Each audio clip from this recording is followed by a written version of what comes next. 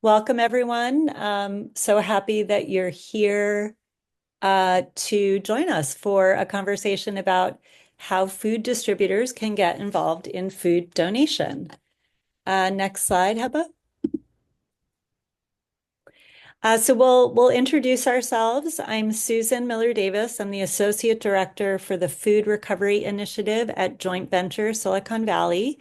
We are a think and do tank, and we work in Silicon Valley to support all aspects of food waste prevention and food donation and food recovery. So we're organizing the event today on behalf of the Santa Clara County Food Recovery Program. That is a joint initiative of all of the cities in Santa Clara County, and we're so grateful for their support in putting on these kinds of educational opportunities. So I'm going to ask each of our awesome panelists to present themselves, starting with Gabrielle. Hi, I'm Gabrielle Tiven. I am a senior partner at Lid Consultants, and we work across Canada and the United States doing supply chain management consulting. So, as a firm, we design distribution centers and all of the equipment and technology inside of them. I work mostly with food banks on the design and expansion of food bank facilities and also with environmental organizations to research food waste across supply chains and figure out how to reduce food waste. So, that's my background. I'm happy to be here. Wonderful. Thanks, Gabrielle. Jin Ju. Hi, everyone. I'm Jin Ju Wilder. I'm VP of Marketing and Business Development for Vesta Foodservice. We're a food service distributor, California, Arizona, and Nevada. And I am going to be speaking on our food recovery services with Chefs to End Hunger for our food service operator and chef customers. Nice to be here. Thank you. Wonderful. And Shawn. Yeah, good afternoon. My name is Shawn Lee. I'm the Senior Vice President for Southwest Traders. We also are a food distributor. I look after our Starbucks business that we do, and I'll be talking a little bit about our food donation program that we have that we execute for Starbucks. Excellent. Thank you so much. We're really happy to have you all here to bring your perspectives and expertise. You're doing great work out in the field, and we're happy to be able to share it. Next slide. So just a few housekeeping items. As you're asking questions, please put them in the Q&A box as opposed to the chat, and we'll do our best to answer your questions either as we go along or at the end. There will be a short feedback survey that will pop up at the end. Please take a few minutes to fill that out. And we are recording this webinar, and it will be posted so that you can review it down the road and share it with colleagues or others you think may be interested. So with that, I am going to give an introduction and overview, and then have each of our panelists speak to their area of their projects and their area of expertise. Okay, so just to give an overview of what we're going to cover, I'm going to describe just in general the opportunity around food donation and just kind of how much food is out there. I'm going to speak very briefly to the requirements of SB 1383, which is the new law, which I think many of you joining us today are aware of, are participating in. I'm going to speak a little bit about the benefits of donating food. And then our three panelists, as they said, Gabrielle is going to give an overview of logistics in the charitable food sector. Jin Ju is going to speak about the program Chefs to End Hunger, and Shawn is going to speak to the Southwest Traders Starbucks account. Next slide. Okay, so just in general, this is kind of a framework that the United States Environmental Protection Agency has put out. And it really speaks to the most preferred to the least preferred options for handling surplus food. And I just wanted to highlight the fact that, the most preferred is to prevent surplus in the first place so that there isn't as much to go to waste. But the very next best is to donate that food. And so that's what we're focused on here in terms of the kind of innovative logistics that our panelists are here to speak to. Next slide. So just to give an overview, I love this graphic. This comes from ReFed, which is a national organization doing research on food waste. So there is, believe it or not, 74 million tons of surplus food every year in the US. Tons, not pounds. That's a huge number. And this graphic kind of shows you how that breaks down. So we consume about 69% of that, but 31% ends up being surplus for a whole variety of reasons, depending on where we are in the supply chain. And then of that, about 6% is deemed to be donatable. And of that, only less than 1% is actually getting donated. So it's kind of in that lower right corner that we're really looking at this opportunity to donate more food, to find more efficient and easier ways to do that. And, don't let the fact that that's one, part of one slice kind of fool you over there. That 6% is still 4.5 million tons of food every year.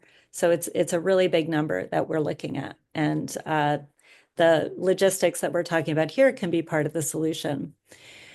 Here in Santa Clara County, locally, we've done our own estimates, partly using the refed data as well as local data. And we believe there's as much as about 50 million pounds of surplus food every year. Only about some 15 or 16 million of that is getting donated right now, which we're really pleased about. We have an awesome food recovery sector with nonprofits and organizations making sure that food gets put to good use. But as you can see, there's still a big opportunity. There's still a big gap. And that gap could provide as much as 178 meals per year per person in need in the county. And it's worth a lot of money. So, those are some of the opportunities we see here locally. Next slide. And just to highlight this, I think most of us kind of have a sense of this, but I think it's nice to really lay out all the benefits of taking something that might get discarded and turning it into a donation. So there often are tax savings. And we did a webinar last month about tax savings, which we'll share the link to. But we'll invite you to go look at that on our food recovery webpage. So tax savings can really help cover sort of the sorting, storage expenses, logistics expenses related to food donations. Second of all, of course, you're providing food to those in need within your community. And last, there are enormous environmental benefits for reducing the amount of food that goes to waste. A lot of people are not aware, but wasted food is one of the top climate solutions. It really contributes quite a bit to emissions as well as water and other resources that go into making food that ultimately goes to waste. And then just a brief recap, hopefully many of you are aware of SB 1383. It's law that took effect beginning in 2022. It covers a wide range of businesses and organizations, and it requires three key things. One is that these organizations and businesses donate the maximum amount of edible surplus food that would otherwise be wasted. The second requirement is that these regulated generators keep records on site. And third is to submit a food recovery report every year by May 1st. And you can see our website there. There are lots more details. My colleagues and I are available to help anyone who needs to know more about the law. But just to contextualize, part of the effort of this webinar is the recognition that these requirements are new and they can pose, new challenges. And so we're always looking to support with new solutions. Next slide. Okay, so I'm going to pass over to Gabrielle, who's going to speak to kind of the bigger picture and the way that reverse donation logistics work and how they can be part of the solution. Thanks. So as probably many of you know, the food rescue world today in the United States, a lot of that work is done by nonprofits, often pretty small nonprofits, and by volunteers. Volunteers may go in their own cars. Maybe it's a nonprofit that has a Sprinter van. But there's these sort of small vehicles that are going store by store, restaurant by restaurant to pick up donations. This is not overall very efficient or consistent. So the idea here with reverse logistics for donations is that distributors could use their own infrastructure, their own trucks, their own distribution centers, and their own staff to actually collect and distribute this donatable food. So it's the private sector putting more skin in the game to do this collection. So the idea is that restaurants or stores would pack up all of their food ready to be loaded onto the trucks, and then the distributors, and this is the key thing, they would, as they go to distribute the new orders that they're selling to these stores and restaurants, as they go to drop that off, they would also pick up the donatable food. They can do a number of different things with it. They might take it directly to a charitable organization. They might bring it back to their own distribution center, collate it together with other deliveries that they've picked up, other donatable food they've picked up, and then take it to a charity, or a charity might come pick it up. So there's a bunch of different logistical models, but the idea is that the distributors would use their own infrastructure in the course of doing their own work to pick up the donatable food. Next slide. There are a couple of key issues that arise, and I think these are kind of these are not the same, but they're relevant for both sides of the equation, whether you're a distributor or a potential client of a distributor who could give donatable food. A key question is frequency. What is the delivery frequency? How often is the distributor going to the restaurant or store? High frequency is important to making this work, so that the food moves quickly through the system and is still edible by the time it gets to recipients, and also so that frequency so that the store or restaurant can have this donation process as part of their regular processes, that it's not a once in a while thing, but it actually happens very, very frequently. Packaging is another big issue. How can the food be packaged? You'll hear a little bit more about that later. How do you do that easily and expensively? So thinking about the packaging that'll make it work, and certain food is going to be more conducive to being packaged than other types of food. And a third big piece would be funding streams. Who's going to pay for this? Does the distributor pay? Does the client, the restaurant or store pay? Do you use a tax deduction? As Susan talked about, some of the tax deductions, use some of that money and pass it along. There's a couple different financial models, but that is another big issue. I would say, having looked at this, it's hard. It's definitely hard, and it does not work in every situation. But we've seen it work, and you'll hear two examples from Jin Ju and Shawn about how it can work. Lastly, I would just say that in studying this model and comparing it to the way that food rescue is usually done today, the difference is that the consistency and the geographic spread of the pickups is what allows this model to collect more food than the status quo. It's not that each visit to a restaurant, for example, yields any more food than if a volunteer drives up in their car. It's that the food service distributor goes to that restaurant consistently, very frequently, all the time, and can reach many restaurants that volunteers cannot reach, like into a further geographic reach, or the volunteers are not so consistent and they don't always show up. So it's the consistency and the spread that really allows the distributors to pick up more food. So with that, I will turn it over to Jin Ju, and she's going to give us an example about what her company does. Thank you so much, Gabrielle. That was a great intro to what we do. So as I said, I'm from Vesta Foodservice. You can see on the screen right now, try to provide a graphic of our distribution area that also is representative of where our facilities are.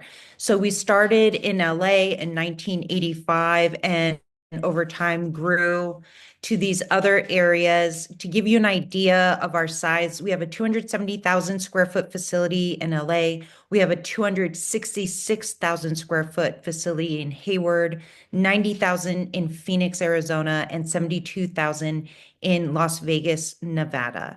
And we are strictly food service. We don't do any retail, but within the food service distribution area, we will deliver to any type of food service operation, anyone who's basically preparing a meal. It can cover universities, colleges, hotels, airlines, independent restaurants, restaurant chains, meal kit companies, you name it. So they're all preparing food and often have excess prepared food at the end of the day that wasn't sold and that they're throwing away.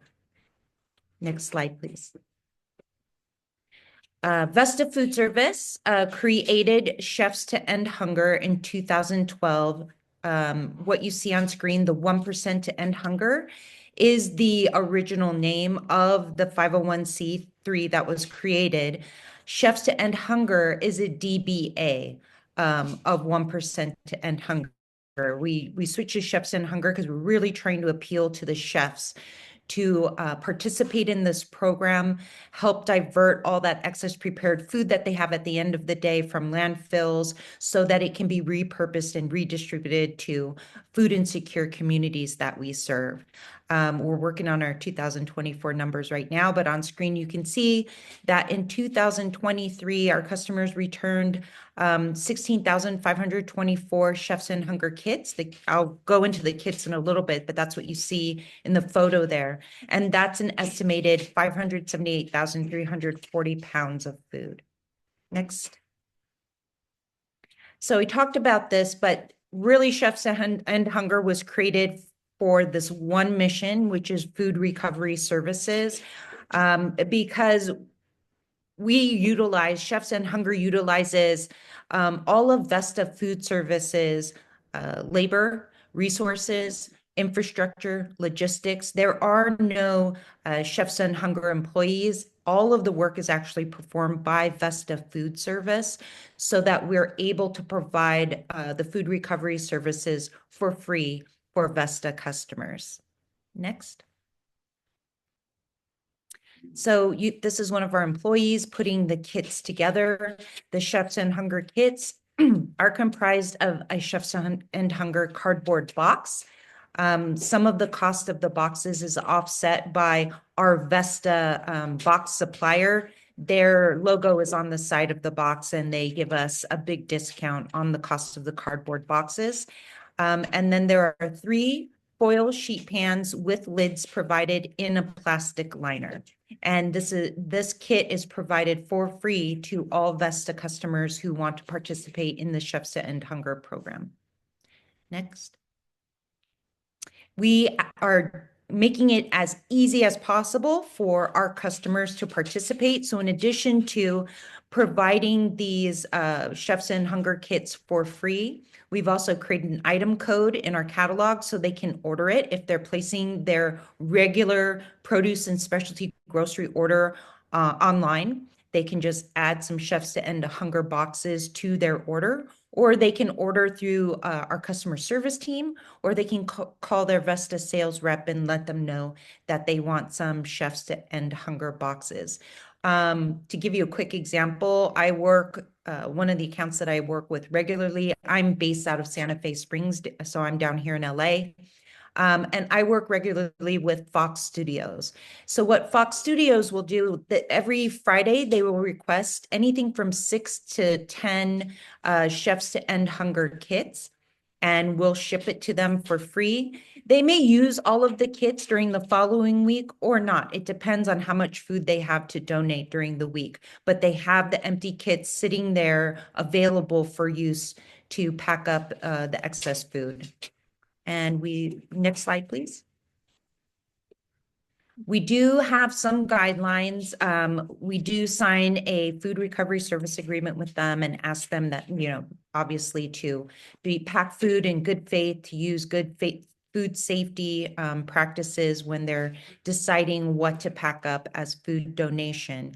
Also, we don't want them sending one tray in the box. This does mean that some smaller operations are challenged in participating in the program. We do want to pick up full boxes, if at all possible, to really maximize the use of our logistics.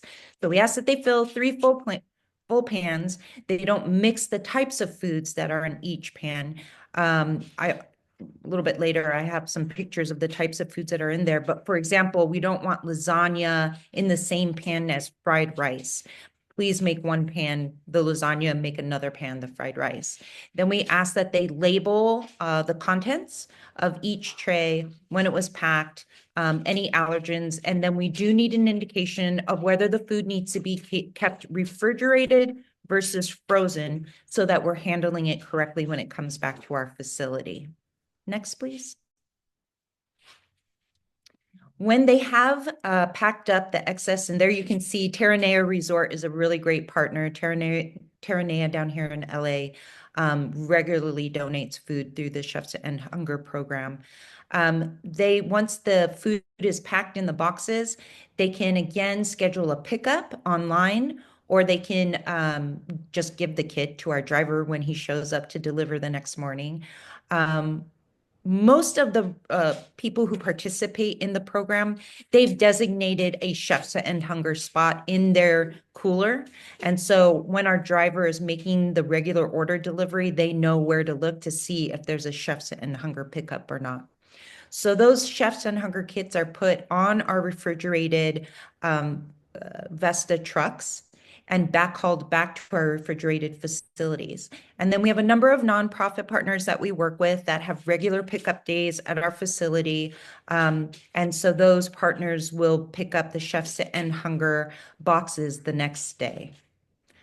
Next, please. These are just some photos I took of some trays that were inside a Chefs to End Hunger kit. You can see that we can sometimes get protein, we can get pasta, sometimes it's vegetables, and honestly, sometimes it'll be bread and it'll be rice. And I know that that's not always the most desirable from a nutritional security standpoint, but we don't want to discourage anybody by starting to tell them what's acceptable and what's not acceptable from a nutritional standpoint. So we will take whatever they want to pack that is edible in the trays. Next, please. From a reporting standpoint, I put an example here. So each one of our Chefs to End Hunger kits, and I should have pointed it out in some of the photos earlier, has a unique barcode label applied to it. Anything that comes into our Vesta facilities gets a unique barcode label applied to it. And that way our warehouse management system is scanning the location, and then we're scanning it when we ship. We know exactly who got what. And then in this case, when the Chefs End Hunger kit is returned to us with the food donations inside, it's scanned again. So this is what allows us to provide reporting to our customers about how many kits they've returned during a certain time period. And then the average weight per kit is 29 pounds. They would multiply that by 29 pounds to arrive at how many pounds of food they donated during a certain time period. So what I just have here is an image of all the Northern California Bon Appetit account donations for March 2025. So gives you a good indication there. This is just through Bon Appetit, the food management company. You can see that Airbnb, Amazon, the Chase Center, I should have made it a little bigger because even with I can't see it even on my own screen. Kaiser Permanente, LinkedIn, OpenAI, Roblox, Snapchat, all of these organizations are donating food on a regular basis through Chefs to End Hunger, utilizing Vesta logistics. Next slide, please. And actually, that was it. So that's a quick explanation of our model. We've been doing this through 2012, but thanks to SB 1383, obviously, we have a lot more customers participating and a lot more food being donated on a regular basis. And I know we'll have time for Q&A later, but thank you for letting me share. And I will pass it on to Shawn.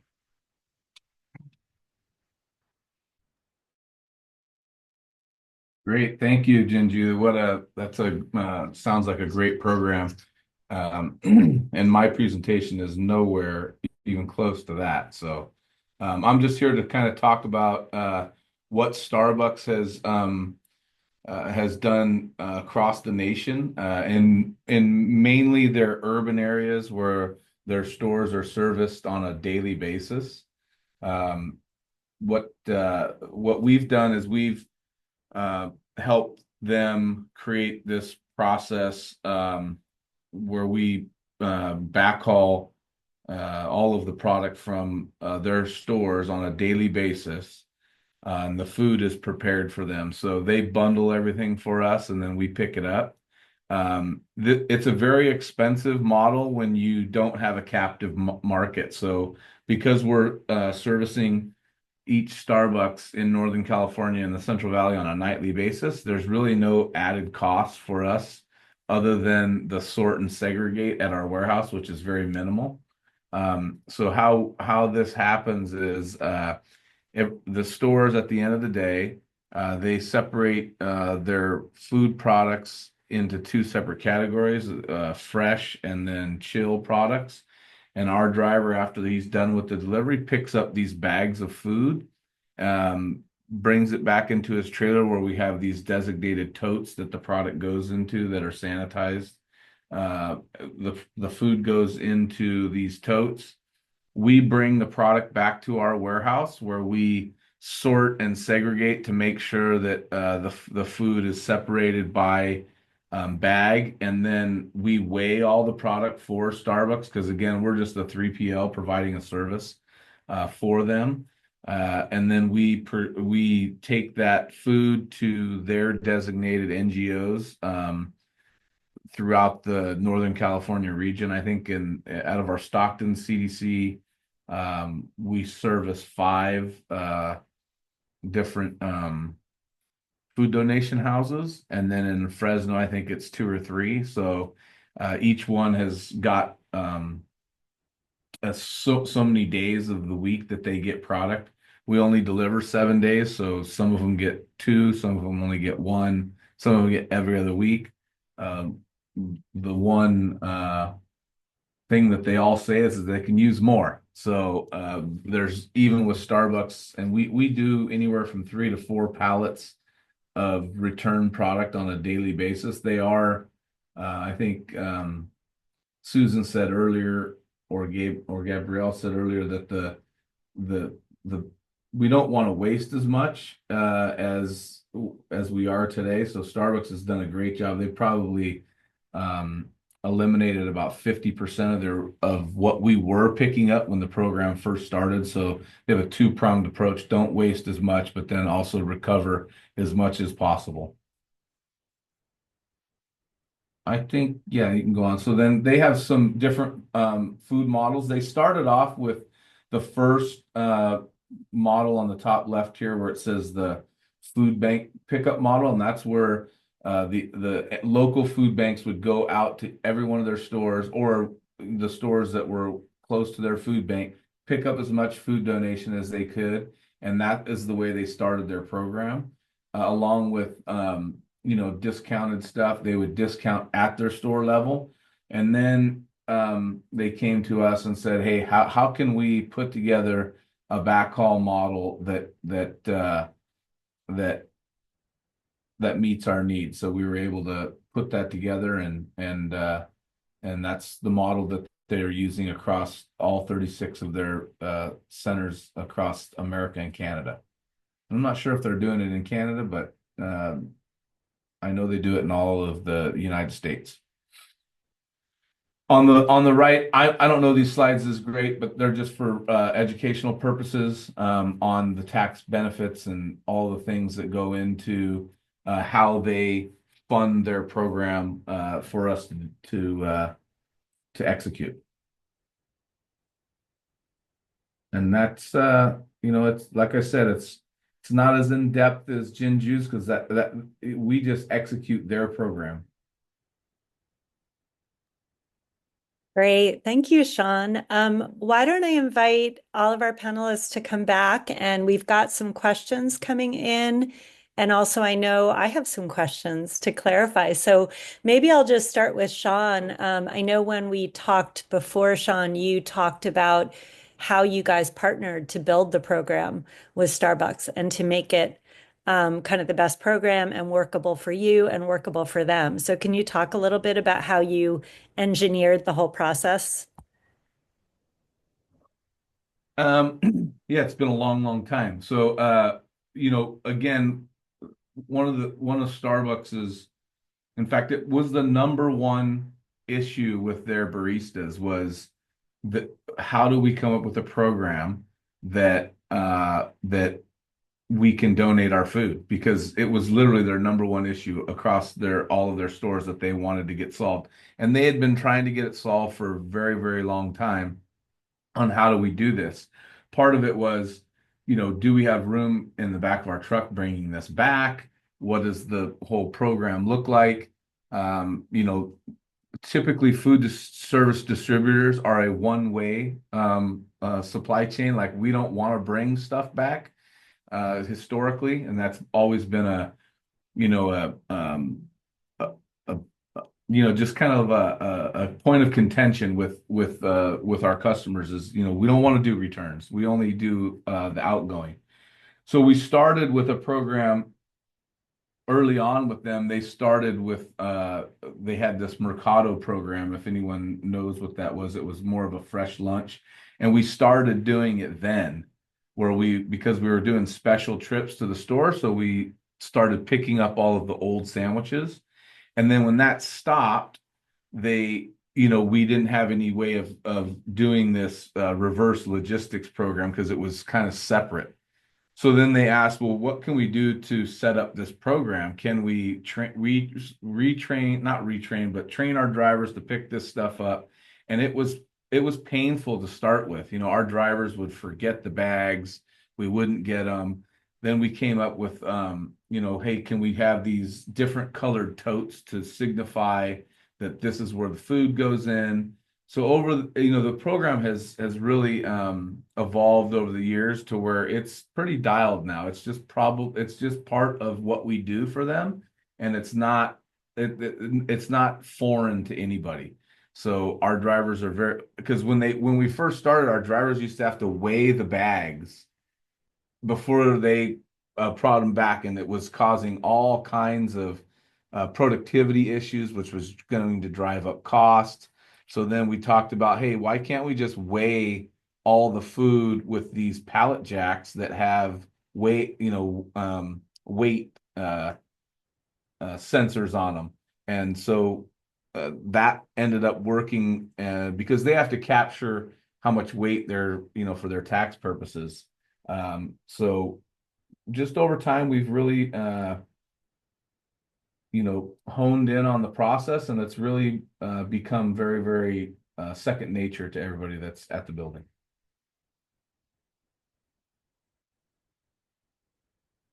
Unmute myself. A little bit of trial and error, it sounds like, to kind of engineer the process and kind of make it work for everyone. I think, Shawn, you also described a little bit about the culture of the drivers kind of being resistant at first, but now being on board. Can you talk a little bit about that? Yeah, well, as a former driver, I started with the company I'm with 30-something years ago, 33 years ago, as a driver. So we have this, we have this nature, which means we don't like change. So anytime you disrupt their daily routine, they get anxiety. So that there's always a challenge when you add new processes. Why are we doing this? This is crazy. I don't have anywhere to put it. And it's just one of those things that you have to be prepared to manage change. And it's just change management, and being in touching the drivers every day until they get it right. We have these with Starbucks, they have a system called it's their CRM system, where if our drivers didn't pick it up, they would what we call SEV us. We would get this severity issue 1 or 2 or 3, and the more the driver forgot, the higher the SEV would be. So it just became a part of our change management, and now it's just second nature. Great. And I think also, whether it's on the donor end, on the business end, or at the distributor, I think when people realize that they're, contributing to food not going to waste, to food getting to people who need it, right, that adds to the motivation level ultimately as well. So it's always a good message to keep as part of it. Shawn, you also, could you talk a little bit? I think you described how the owner of your company has decided to offer the service kind of at cost, as opposed to adding a markup onto the backhauling. Did I understand that correctly? Yes, yeah. So we just whatever our costs are is what we pass on. That was Starbucks had come to all of the providers and asked if I don't know if all of them did it or not, but our owner decided that yeah, that's a fair request, that we don't make profit on this. So that's something that we do for the program. Absolutely. Yep. And Jin Ju, maybe I can just ask you as well. It sounds like you guys are also, you're providing this completely free for your clients. And maybe you can talk a little bit more about how you think about that from the business perspective and the value it brings your clients, and maybe also a bit about the comparative advantage that you've talked about, like for gaining new clients under 1383, how it's kind of helped your business. Sure. So I wasn't with the company when they started in 2012. I joined the company in 2016, but it was obviously a big point of pride when I joined the company, that they had this food recovery service program. So it was a way that they felt they could put a corporate, social responsibility program together, utilizing what our core competencies were, really not having to stretch ourselves in providing this. So it was, to be honest, it was one of the reasons I chose. At the time, we were called LA Specialty. We're still LA Specialty. We like the DBAs. Vesta Foodservice is a DBA of LA Specialty. But I wanted to do something other than what I had been doing, which was distribution to retail. And I was looking at other opportunities, and I had a checklist of items that I was using in picking my next position. And really, it came down to being able to check corporate social responsibility for LA Specialty. And it's why I chose them, because I would get an opportunity to help manage the Chefs to End Hunger program, which had already been running for 4 years. So I certainly didn't invent it, but I'm very grateful and honored that I get to continue to manage it and grow it. We originally thought it would be a standalone nonprofit, to be honest, that we thought this was a great idea that other distributors would want to jump on and emulate. And so we actually had a director of Vesta Foodservice whose job it was to create awareness of this program and how easy it was for distributors to use their existing resources to provide food recovery services to their customers. And that, we think it's important in terms of hiring new people. We think it's important in terms of hiring a diverse employee base. And we think it's important in terms of retention, because we think that people want to be involved and they want to help companies that are doing good for their communities. So that's why we did it. And we were telling our story and we're getting it out there. And unfortunately, we haven't gotten other distributors because it's not proprietary. I'm happy to share this story with anybody and explain the model and explain what our expenses have been and how there's still so many benefits to putting this program in place. And it doesn't add a whole lot of work because you're deadheading back to your facility anyway with empty trucks. So and it is a great benefit to the customers, and the customers do appreciate it. I wish more distributors would jump on this model and would want to talk to us about it. But we really thought it would be a standalone nonprofit. We created a separate website and we're thinking of staffing it separately, and it didn't take off. And then during the pandemic, when we lost 85% of our business overnight at Vesta Foodservice, we had to let a lot of people go. It was a really, really hard time. Thankfully, because we had Chefs End Hunger, we already had a network of nonprofit organizations distributing food that we worked with. So we were able to go after the Farmers to Family Food Box program. We already had the infrastructure and the network and the know-how. We were able to get those contracts and keep the lights on at Vesta during those really tough pandemic years. So right there, that's another benefit. Like, we were already in this community that was feeding the food insecure communities. So we were able to use that to kind of continue that work when all the food donations had dried up, and kind of keep our lights on until the restaurants were open again. Then the restaurants opened up. We didn't hire back that position, and we're no longer trying to actively engage other distributors. But because SB 1383 was then implemented, and we were getting so many inquiries from customers about Chefs and Hunger, signing, food recovery agreements with them, and getting a lot more food donations through Chefs and Hunger. The challenge with that is that we needed to find, and this is the biggest challenge I think with this, find more nonprofit partners that can use excess prepared foods. Everybody is willing to come pick up my short-coded product in inventory, right? If I've got milk that only has 3 days shelf life on it, the schools can't use it. I can't deliver with only 3 days shelf life. Perfectly good milk. It's unexpired, but it's gonna expire soon, so I can't sell it. Anybody would love to send a truck and pick that up. Not everybody wants to come pick up Chefs and Hunger kits because they don't know what's inside. We don't know what's inside. We don't know how much we're going to get on any given day.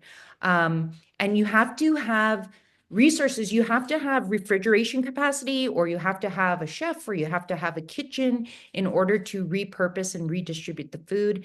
It can be really challenging. So with SB 1383 and the influx of the food donations, where Susan, you've tried to be so helpful by putting me in contact with other organizations that maybe can benefit from it. And if you would continue doing that, we would love your help, because we will continue to look at eligible organizations that can use excess prepared food and add them to the distribution, because I think we're going to continue to get more and more food donations through Chefs and Hunger as a result.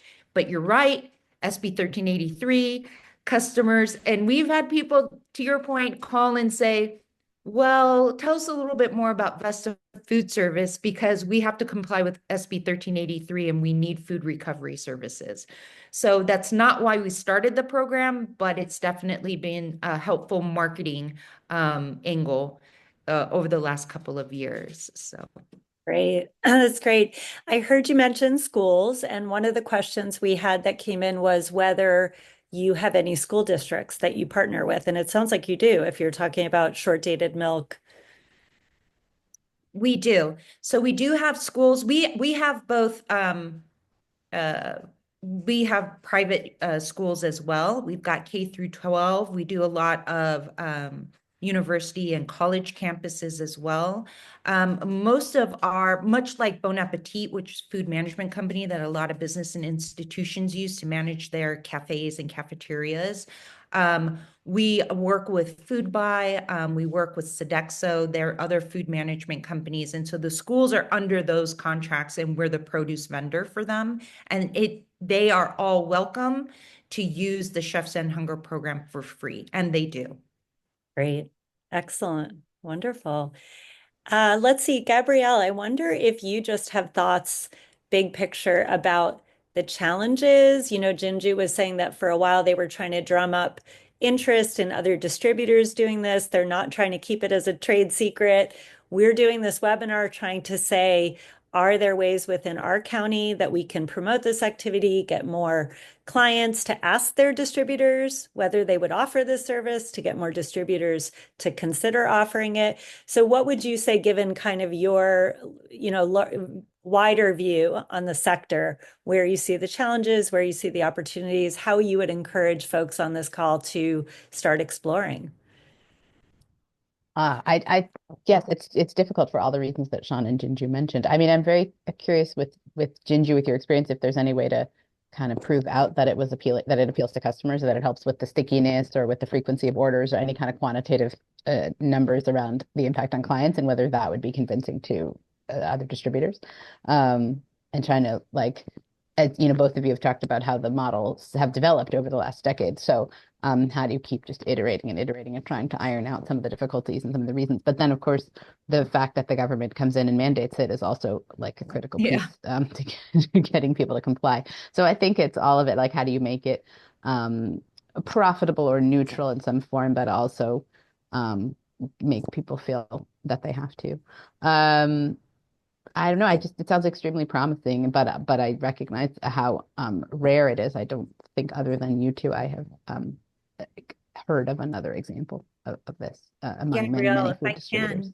Yeah, to your point, one of the things that I've been sharing a little bit more of when I am talking to other distributors is that these days, when you get a request for proposal from food management companies or business and institution or hotel chains, a lot of times there's a sustainability section in there, and you have to talk about what your company is doing in terms of sustainability and your impact. And for us, right, because we have Chefs Sit and Hunger, that's a very easy win for us, is to tell that story and our food recovery efforts and the fact that we're not adding to our carbon footprint by sending a separate truck to pick up food donations, that we're using our existing routes, that it's our existing routes and our existing delivery drivers. We deliver Monday through Saturday, so we're making food donation pickups Monday through Saturday at all these organizations. I think Shawn mentioned it earlier that it can be challenging for customers who don't get Monday through Saturday deliveries. Now, if they're only getting deliveries and they're in remote locations, top of mind, I'm thinking Mammoth or Reno, where maybe they're only getting delivery 2 to 3 days a week, then that's tough because now the food may have been sitting in refrigeration for a couple of days, another day coming back to our facility. Now it's got 3 days on it. That doesn't work as well. But for the vast majority of our customers, they're getting daily deliveries. And so we're picking up and then it's getting distributed the next day. But from an RFP standpoint, I think, it's something to think about. It's an advantage to talk about what your sustainability efforts are. And here's one that's an easy one from a distributor standpoint, because we do have all the logistics. We've got the trucks already, and we've got the refrigeration. That's a great point. Yeah. And Jin Ju, I'm just curious, have you seen, in addition to kind of the RFPs and gaining potentially new customers, have you seen that the donation service, the Chefs to End Hunger, increases your business with a customer? Like they'll get even more product from you and more deliveries per week in order to kind of facilitate that? Is that something you've seen? We have seen that for sure. For sure, we've seen that. I will say the flip side of that is kind of the sense of entitlement of some customers because you're a free service. So sometimes I wonder, is that people don't think there's value to free. And so they get a little bit demanding about what you provide as part of that free service. And that sometimes amazes me. But for the most part, I think people are very grateful to have this service. And I'll mention we do make exceptions because SoFi Stadium down here in LA is one of our customers, and they'll have an event. Let's say this is one memorable one. They had a BTS, if you guys know who BTS, big K-pop, they had a BTS concert. And they had tons of popcorn, bags of popcorn that didn't sell. I don't know why. I don't know what happened. So he called in and said, we have a truckload of popcorn. Will you guys come pick it up? And I said, let me check first with our partners to see if that's something that they want, because I don't know. So I called up the nonprofits that we work with down here, and they said, yeah, we'll take that popcorn. So in that case, we sent a truck downtown, pick up a load of popcorn, bring it back. It provided value. We'll make exceptions if it's a lot of volume. Yeah, a lot of volume, but not weighing very much, I guess. Yeah, yeah, exactly. So, and like I said, it's particularly challenging for us right now in Northern California. Hope for the Heart has been one of our longtime partners, and I recently received a letter saying that they were having some funding issues and possibly wouldn't be able to continue.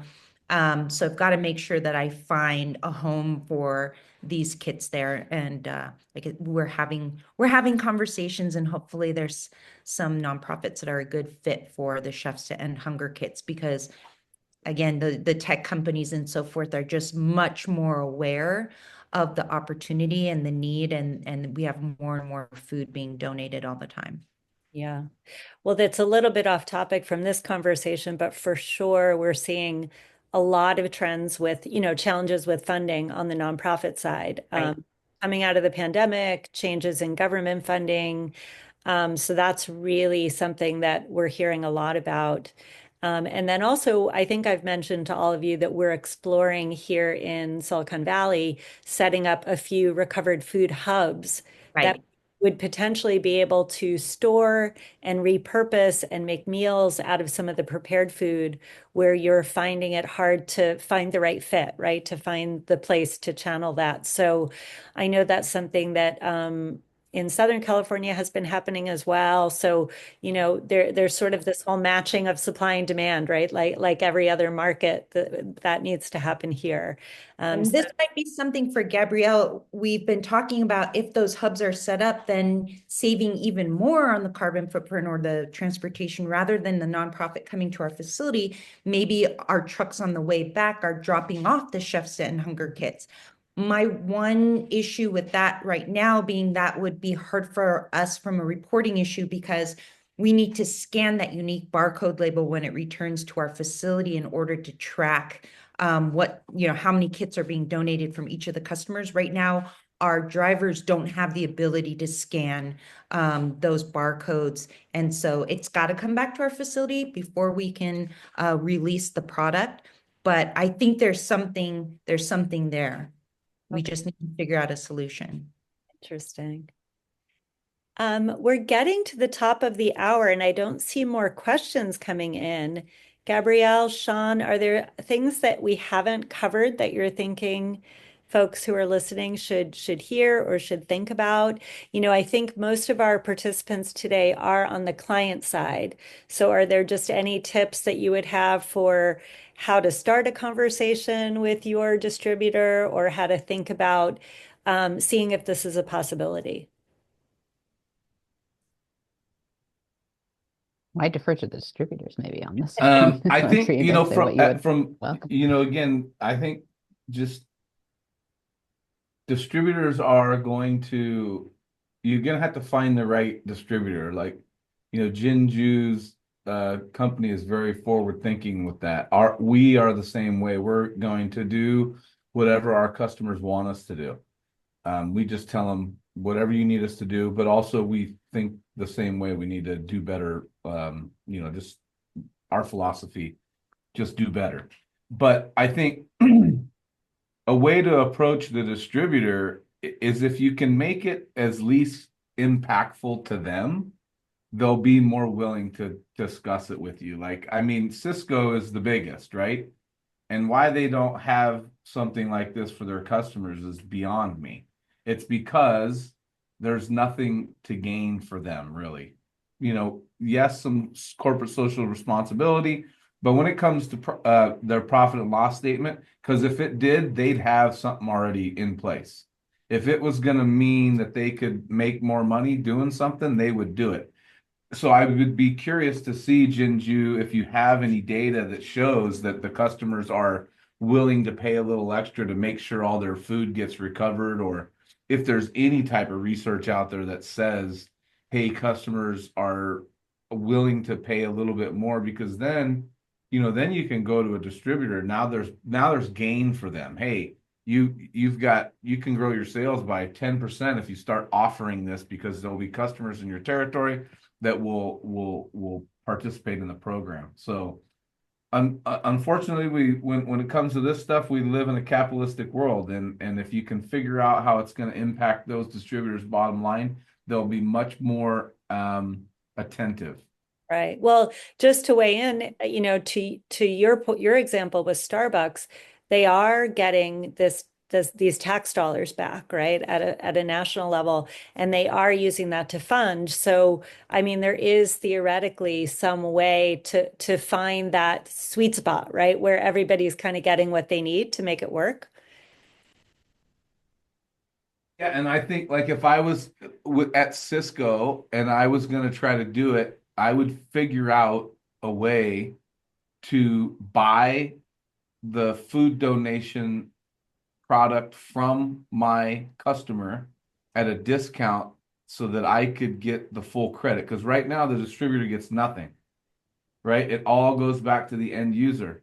So, that would be a way for a distributor to potentially make money. Now, you would have to talk to the tax people to see if you could get that done. But from Like if I was in charge of a program like that, it comes down to the dollars and cents. And if you can buy it for 20 cents on the dollar and then get full donation to do that, it could help fund a program. Well, now we're So talking about your retirement career, Shawn, your next business. yeah, no, not me. I'm gonna be living on my homestead doing nothing but farming and fishing.